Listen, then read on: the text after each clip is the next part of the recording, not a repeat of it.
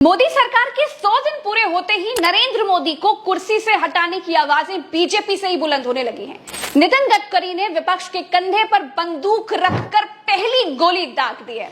नमस्कार दोस्तों, दो खबरें हैं और दोनों खबरें बहुत महत्वपूर्ण हैं। प्रधानमंत्री पद के लिए पहली बार खुलकर नितिन गडकरी ने दावा ठोक दिया है। इस वीडियो को जरा ध्यान से देखिएगा और समझिएगा। नितिन गडकरी कहां से सांसद हैं? नागपुर से। दूसरी खबर यह है कि संजय जोशी, जिनको मोदी और शाह ने बर्फ में लगा दिया था, सूत्रों के मुताबिक उनको बीजेपी का राष्ट्रीय अध्यक्ष बनाने की तैयारियां चल रही हैं। जी हां, संजय जोशी कहां के रहने वाले हैं? नागपुर के। अब इन दोनों के अलावा नागपुर में और क्या है, सोचिए जरा। क्या है? संघ का हेडक्वार्टर है।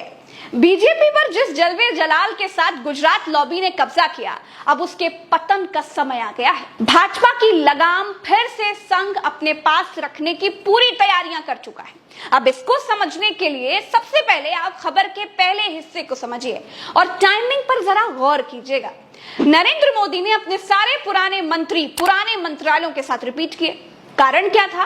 कारण ये सामने आया कि पुराने मंत्री रहेंगे तो पेंडिंग पड़ी हुई फाइलें जल्दी क्लियर हो जाएंगी। अब नया मंत्री आएगा तो उसे फाइल समझने में समय लग जाएगा। खबर ये थी कि पुराने मंत्रियों को शुरुआती 100 दिनों के लिए पुराने मंत्रालयों में रखा जाएगा।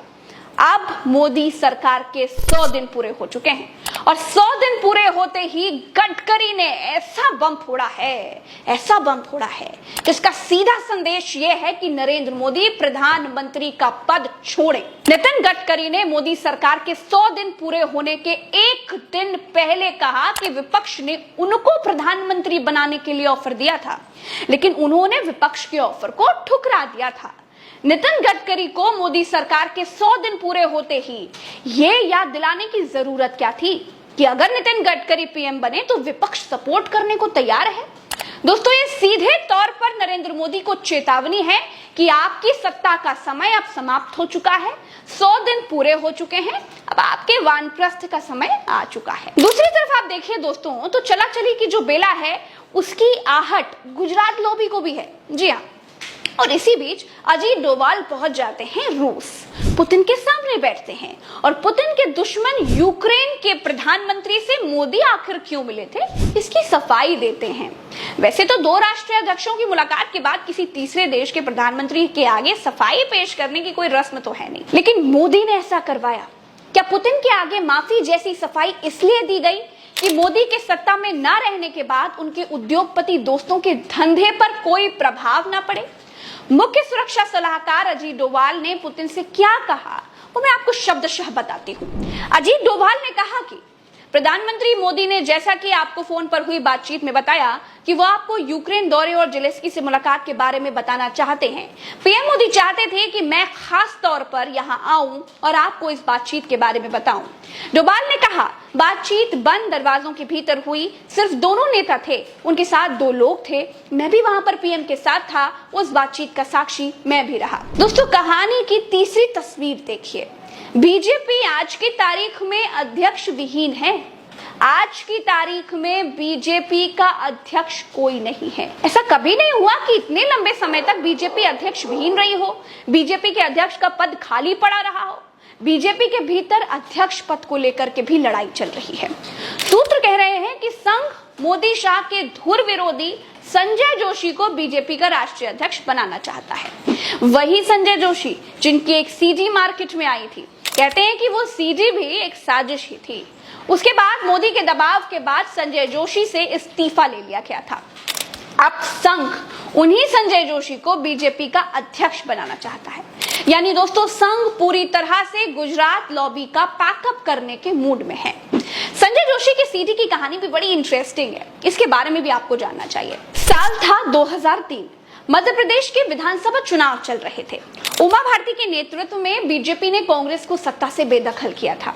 चुनाव के बाद उमा भारती मध्य प्रदेश की महिला मुख्यमंत्री बनी, लेकिन इस पद पर वो ज्यादा दिनों तक टिक नहीं पाई।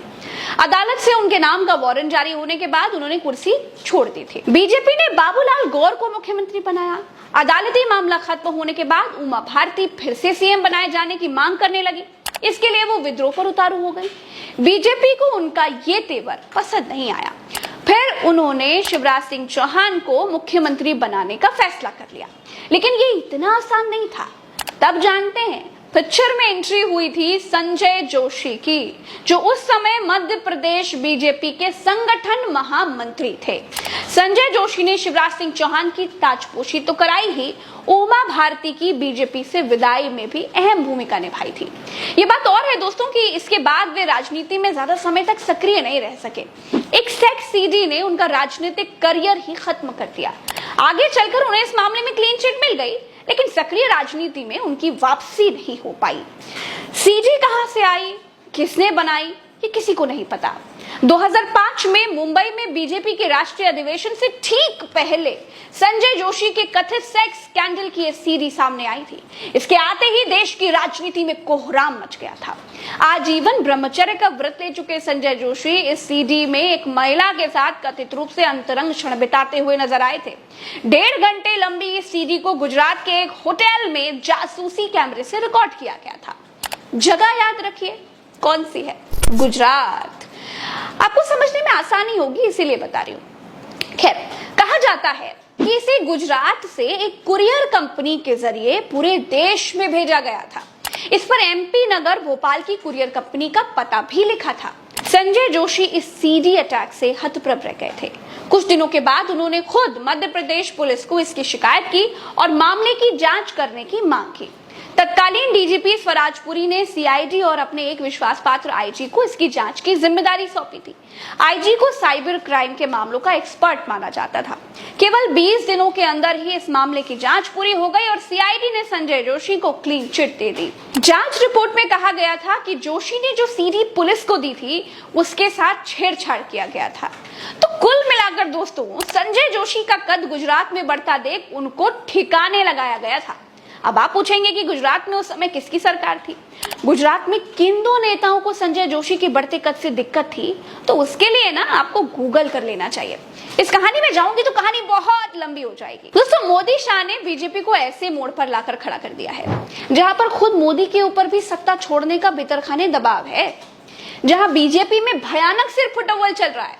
हरियाणा में अनिल विज ने और राव इंद्रजीत ने मुख्यमंत्री बनने के लिए घोड़े खोल रखे हैं।